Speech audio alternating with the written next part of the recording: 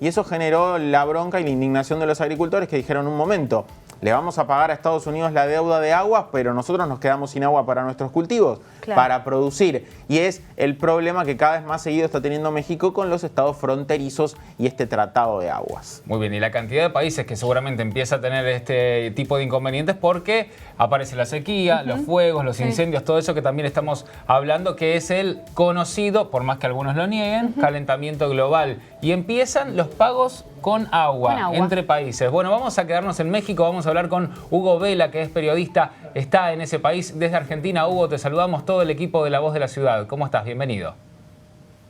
¿Qué tal? Muy buenos días. Gracias por atendernos. Bueno, hacíamos referencia a toda esta situación. Imaginamos la bronca o el enojo que deben tener todos los trabajadores de la tierra ahí en esa zona aledaña, cercana, donde se hizo el pago con el traspaso del agua en esa represa, que es lógico, tienen toda la razón, pero es un tratado que hay que cumplir también, ¿no? Esa dicotomía.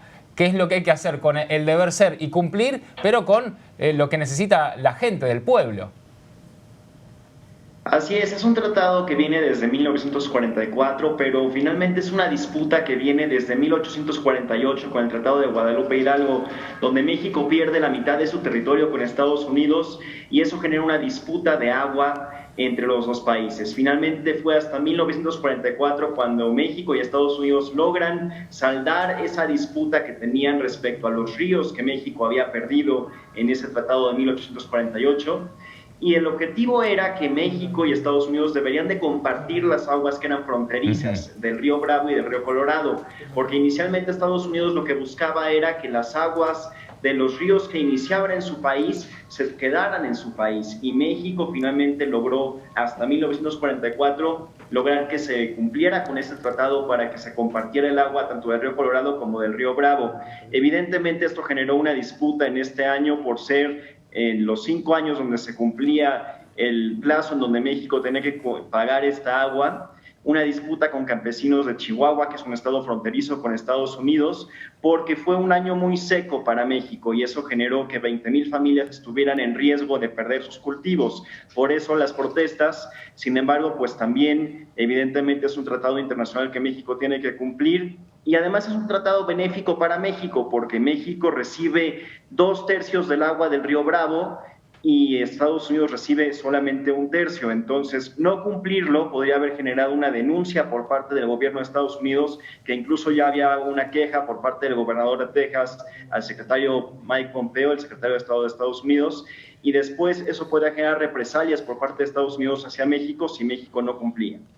Hugo, ¿cómo está la situación hoy en Chihuahua? Sabemos que el pago finalmente se concretó, se hizo, pero vemos, como hace un ratito también decía Pablo, que los años son cada vez más calurosos, hay sequías cada vez más recurrentes, los agricultores son los principales perjudicados en esa situación. ¿Cómo está hoy Chihuahua y cómo ves vos la situación a futuro?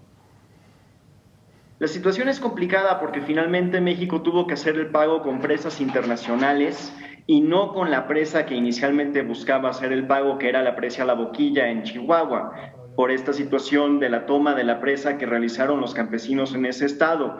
Sin embargo, pues finalmente se logró este acuerdo.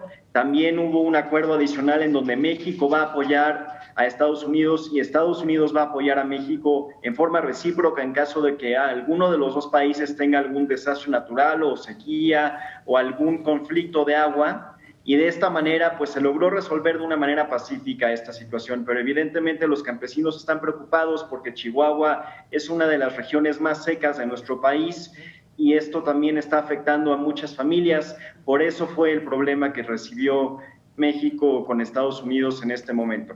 Bueno, Hugo, más allá de la preocupación de los campesinos de Chihuahua, como vos nos estás haciendo entender y explicando, es un buen tratado que estuvieron haciendo para que a futuro, por lo pronto, México esté tranquilo y pueda saldar esa deuda. ¿El próximo pago sería dentro de los 5 años? Así es otra cosa que también es interesante, porque México tiene que hacer los pagos cada 5 años, pero Bien. Estados Unidos tiene que pagarle agua a México cada año. Entonces, eso también es un acuerdo benéfico para nuestro país. Por eso era importante cumplir con ese tratado internacional, porque Perfecto. de otra manera habría que revisar o renegociar el tratado y esto podría generar condiciones más desfavorables para México. Entonces, creo que fue una buena negociación por parte del gobierno mexicano con Estados Unidos. Muy bien, gracias por ayudarnos a entender este conflicto, Hugo. Te mandamos un abrazo desde Argentina. Gracias por atendernos.